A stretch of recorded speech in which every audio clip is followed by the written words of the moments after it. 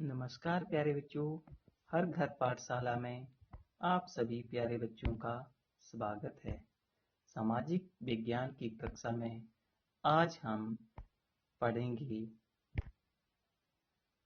पृथ्वी हमारा आवास का लेसन नंबर 8 भारत, जलवायु, वनस्पति तथा वन्य प्राणी। बच्चों, इस लेसन में हम भारत की जलवायु, वनस्पति यानी कि पेड़ पौधों के बारे में तथा वन्य प्राणियों के बारे में जानेंगे। तो चलिए अपने लेसन को शुरू करते हैं। वाइल्ड लाइफ, वाइल्ड एनिमल्स, जिसमें आप जंगली जानवरों के बारे में, वन्य प्राणियों के बारे में जानेंगे। फॉरेस्ट के बारे में यानी कि प्राकृतिक वनस्पति जो है हमारा, उसके बारे में भी जानेंगे। तो चलिए अपने लेसन को शुरू करते हैं और आज की जानकारियां जुटाना शुरू करते हैं। बच्चों, आपने मौसम के बारे में प्रतिदिन समाचार पत्रों, टेलीविजन इत्यादि में देखा होगा या सुना होगा, या फिर इस संबंध में लोगों से बातें करते भी आपने सुना होगा कि मौसम जो है वो आप ये भी जानते हैं कि मौसम जो है वो वायुमंडल में दिन प्रतिदिन होने वाला परिवर्तन होता है, जो हर रोज जो चेंज होती है। कभी बारिश होती है तो कभी धूप होती है, वो हमारा मौसम कहलाता है, वो जलवायु नहीं होती है। तो इसमें तापमान, वर्षा तथा सूर्य की विकिरण इत्यादि हैं जो हम वो शामिल है। उदाहरण के लिए कभी मौसम एकदम से गर्म हो जाता है तो कभी एकदम से ठंडा हो जाता है, या बारिश आ जाती है, बादल छा जाते हैं। आपने ध्यान दिया होगा कि जब बहुत दिनों तक मौसम गर्म रहता है तो आप ऊनी वस्त्रों को या ऊनी कपड़ों को छोड़ देते हैं, उसकी आवश्यकता नहीं होती है, और खाने पीने में भी आप ठंडे पदार्थों को पसंद करते हैं। इसके अतिरिक्त ऐसे भी दिन होते हैं जब आपको ऊनी वस्त्रों के बिना भी जो है वो ठंड लगती है, ठंडी और तेज हवाएं चलती हैं। तो इन दिनों में आप जो है वो गर्म चीजें खाना पसंद करते हैं। भारत के जो सामान्यतः प्रमुख मौसम है उनको देखते हैं। दिसंबर से लेकर फरवरी तक जो है वो भारत में ठंड का मौसम यानी कि सर्दी का मौसम रहता है। फिर मार्च से मौसम हमारा बदलने शुरू हो जाता है और मई जून तक जो है वो गर्मियों का मौसम रहता है। जून में जो है वो हमारी मानसून जो है, बारिशें शुरू हो जाती हैं, जिन्हें प्री मानसून भी कहते हैं। तो ये जून से लेकर फिर सितंबर तक जो है वो मानसूनी मौसम रहता है, यानी कि बरसात का मौसम रहता है। इसे वर्षा मौसम भी कहते हैं। फिर अक्टूबर में फिर से मौसम परिवर्तित होने लगता है और अक्टूबर नवंबर में मानसून जो है वो लौट जाते हैं, और इस समय जो है वो थोड़ी थोड़ी सर्द ऋतु जो है वो आने शुरू हो जाती है। तो प्यारे बच्चों, इस तरह से हमारे भारत के ये मौसम जो है वो प्रमुख रूप से हैं। शीत ऋतु के बारे में देखते हैं। ठंडे मौसम में सूर्य की किरणें जो वो सीधी नहीं पड़ती हैं, तिरछी पड़ती हैं। इसके फलस्वरूप उत्तर भारत जो है उसमें तापमान बहुत कम हो जाता है, और यहाँ सर्दी का मौसम जो है वो, या शीत ऋतु का मौसम आ जाता है। इसके बाद जो है वो ग्रीष्म या गर्मी का मौसम आता है, ग्रीष्म ऋतु आती है।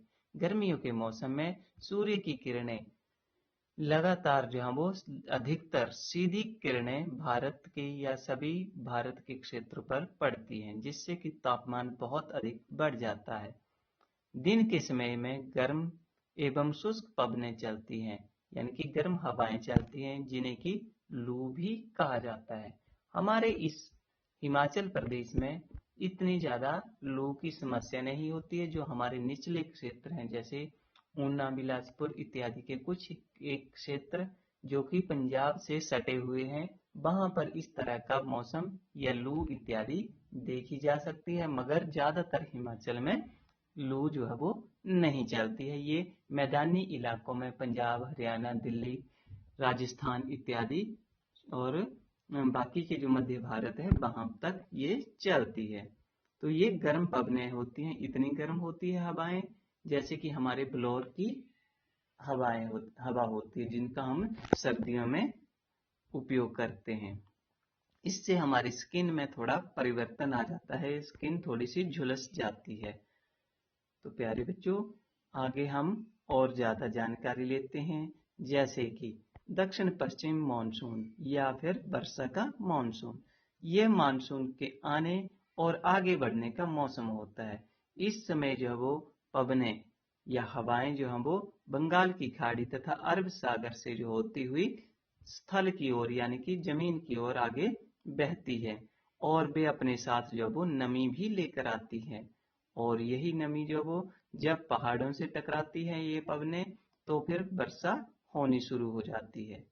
मॉनसून का फिर लौटना या शरद ऋतु का आगमन। इस समय जो है वो पवनें जो है वो स्थल मार्ग से होती हुई वापस बंगाल की खाड़ी की ओर बहना शुरू हो जाती हैं। यह मानसून के लौटने का मौसम होता है, यह समय होता है। भारत के दक्षिणी भागों, विशेष करके तमिलनाडु, आंध्र प्रदेश इत्यादि में जो है वो इस मौसम में सबसे ज्यादा बारिशें होती हैं, वर्षा होती है।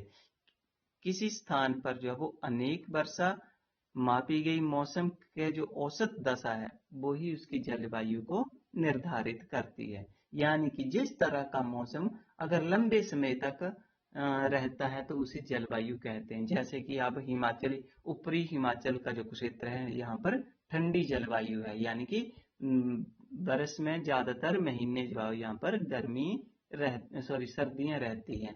ज्यादातर 8-9 महीने जो है वो सर्दियां चलती रहती हैं, इसलिए यहाँ का मौसम जो है वो और जलवायु जो है वो ठंडी जलवायु है।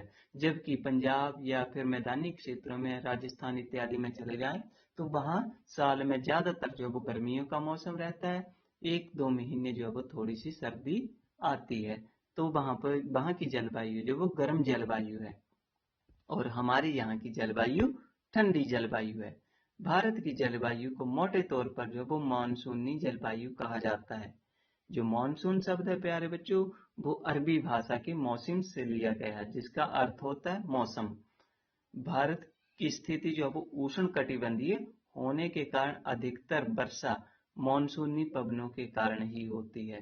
और जब वर्षा अधिक होती है तो हमारी कृषि भी वर्षा पर निर्भर करती है। जब वर्षा अधिक होती है, प्रचुर मात्रा में होती है, तो हमारी फसलें भी बहुत अच्छी होती हैं और उत्पादन अच्छा होता है।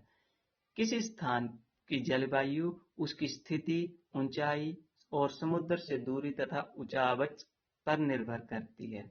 इसलिए हमें जो है वो भारत की जलवायु में क्षेत्रीय भिन्नता का अनुभव होता है। राजस्थान में जैसे मरुस्थल की स्थिति, जैसलमेर, बीकानेर मरुस्थल होने के कारण यहाँ गर्म स्थल हैं, जबकि जम्मू कश्मीर, द्रास, कारगिल इत्यादि जो है वो ठंडे क्षेत्र हैं।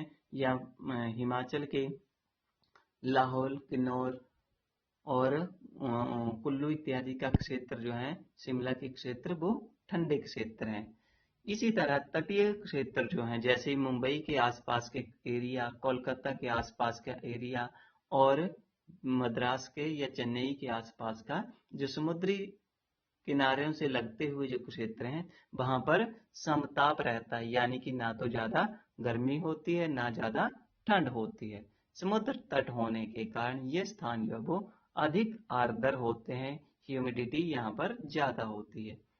और विश्व में सबसे अधिक वर्षा जो है वो प्यारे बच्चों यहाँ मेघालय, जो भारत का एक स्टेट है पूर्वोत्तर में पूर्वी एरिया में, वहां पर मौसिन राम जगह है, वहां पर सबसे अधिक वर्षा होती है।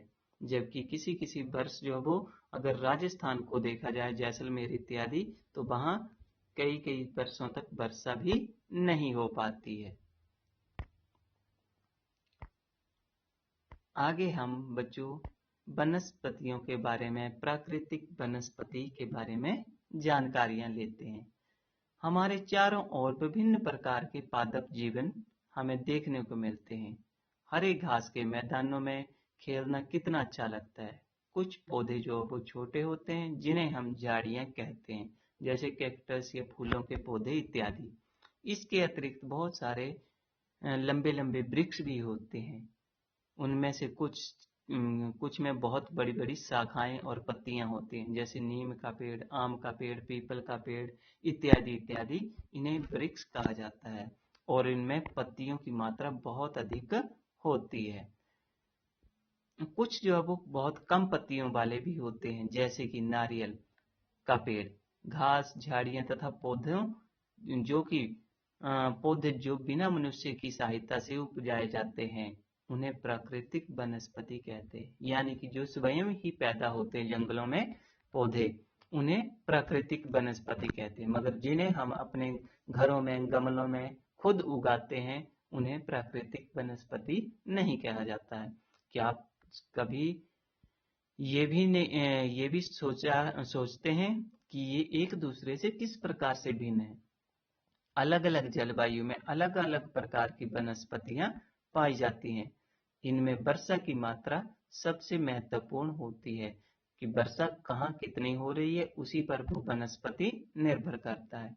जलवायु की भिन्नता के कारण भारत में अलग अलग तरह की प्यारे बच्चों वनस्पतियां पाई जाती हैं, जैसे कि आप चित्रों में देख सकते हैं।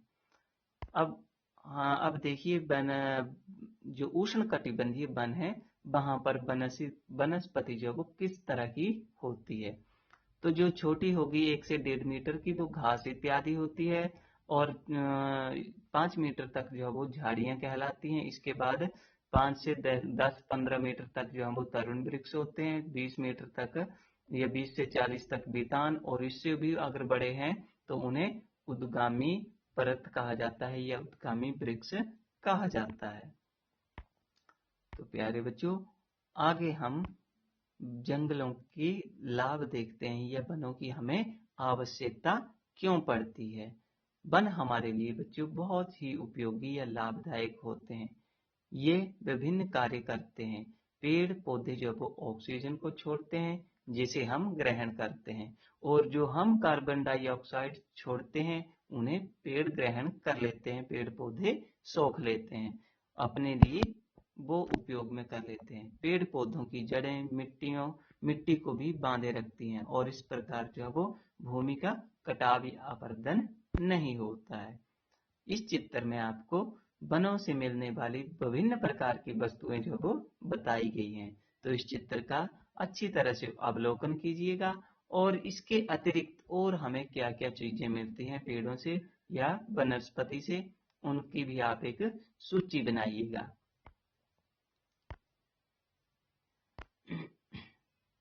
तो वनों से हमें बच्चों मुख्य रूप से ईंधन, लकड़ी, चारा, जड़ी बूटियां, लाख, शहद, गोंद इत्यादि और विभिन्न प्रकार की वस्तुएं मिलती हैं।